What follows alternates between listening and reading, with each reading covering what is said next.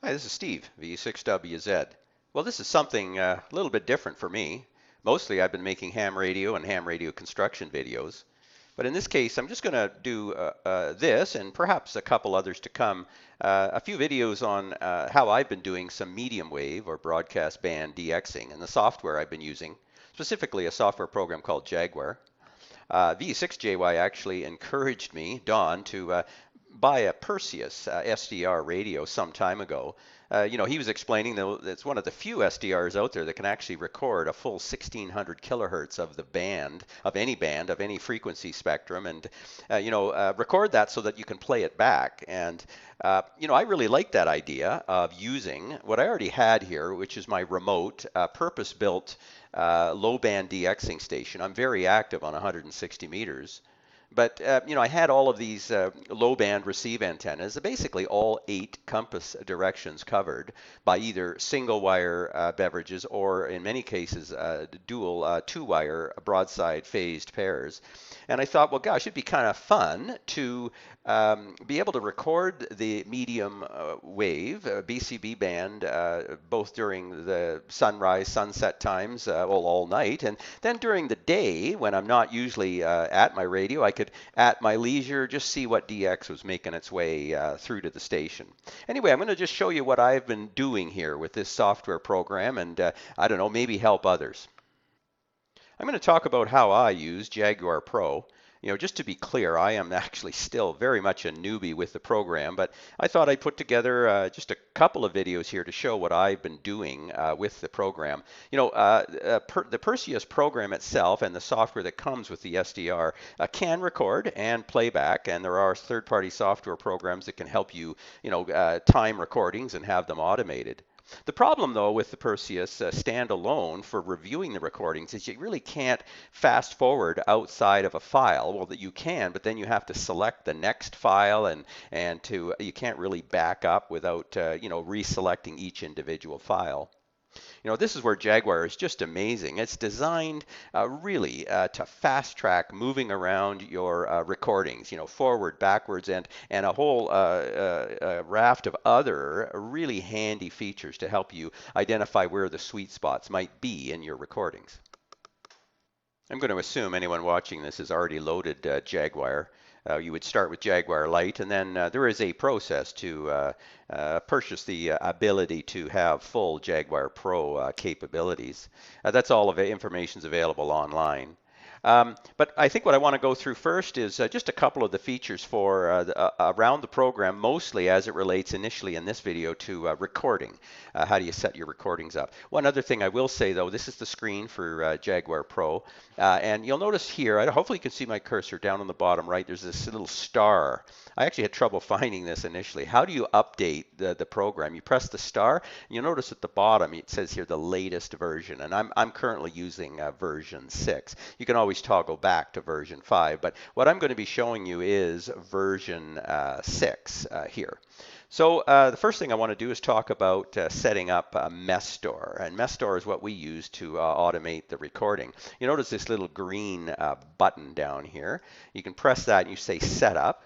And in setup, it's going to show you right at the bottom here the timing as to when the program will automatically begin recording. If I say no, then of course I can go and see what my setup times are and how I've set the entire radio up. First of all, you'll notice the way the syntax works here. Anything with a double slash in front of it, it doesn't mean anything, and it won't acknowledge that particular string. But without the slashes, that will be usable syntax within the context of the program. As we go down here, you'll notice here I've got it set for sunset minus 30, and it's going to, so this means it's going to start recording 30 minutes before sunset, and it's going to record for 960 minutes. I basically have this set to record the whole night. You could set it up so that it only would record, an hour or from some time to another time. It's actually quite easy. There's some good documentation online as to how to set Mestor up. But we set that up, and then of course if you say yes, then that's ready to go. Now, the one thing you may have noticed is I've set this up to record to my E drive, and the E drive is, a lot of people have asked, what do people use for storing their files? Well, I just bought an 8 terabyte drive from Costco, really cheap. I mean, it's like $100 or something, and I've got 8 terabytes, and it can really give me a lot of recording space, even if I'm recording the entire evening. And this is the file here, which has the recordings, and this is the format they come in. So in my book E file, I've got a thing called Perseus Recordings, and they're broken out here. And so you can open any one of these, and the way Mestor records is it's recorded in chunks.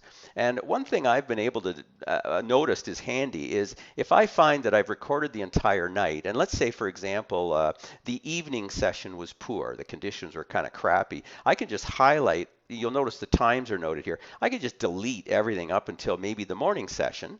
I can go, shift delete, and I can just blow away all those files to save space if I want to preserve what I've recorded.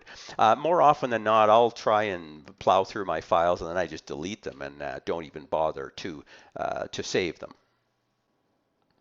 One other very important thing, which I didn't discover right away, and finally realized the importance of setting up a scan. So you'll notice here my cursor on the bottom is called S. That pulls up what's called scan box. Be aware, this will look different if you're using version 5. It's a slightly different format. Again, as I said, this is version 6 of Jaguar. This is important because I'll show you in a moment why, but this really gives you that ability to actually see the spectrum display. What you want to do is toggle live scan on, and it's important, and again, this is something I kind of goofed up on. You must, if you're here in North America, you're going to want to record medium wave 9, unless you're doing domestic stuff, in which case you'll want to scan medium wave 10. Usually I leave these settings the same. I've got mine to step to 10. The smaller the number, the more demand on the CPU. I've got a decent PC here, and I've got no trouble. I could probably go lower, but this proves adequate. Yeah, so I think what's happening here is you need to specify which spectrum will be scanned, whether it's going to be the 9 kilohertz offsets or the 10. And if you've set this for 10 and you're looking at medium wave 9 as in terms of overseas stuff in the morning the next day, you'll all of a sudden discover you don't have any scan files, which will be very disappointing. So you have to make sure you've set that up. And I'll just jump to it. And the reason for that is, for example, if I don't know, if I jump here, go to this 1404, if I press keyboard E, okay, this is you'll see that you're going to get this, and you get a real zoom in on the actual spectrum display. And in fact, I can toggle along here. I'm going to talk about this more in detail in another video of how I go through my files. But you notice I'm toggling through the different frequencies, and I actually get a waterfall display. As I said, if you had set scan box to be scanning the 10 kilohertz splits, it'll be blank here. You won't have anything because that has not been recorded. One other thing about the spectral display, which is kind of interesting, I'll point out, is hopefully you can see at the bottom, sort of the bottom right here, my cursor, there's a little plus circle. That'll zoom the spectral display. You notice I clicked it and it got bigger. And as I click it, I can toggle through it. There it is, kind of zoomed way out. I click it again and I start to zoom in, and so on and so forth.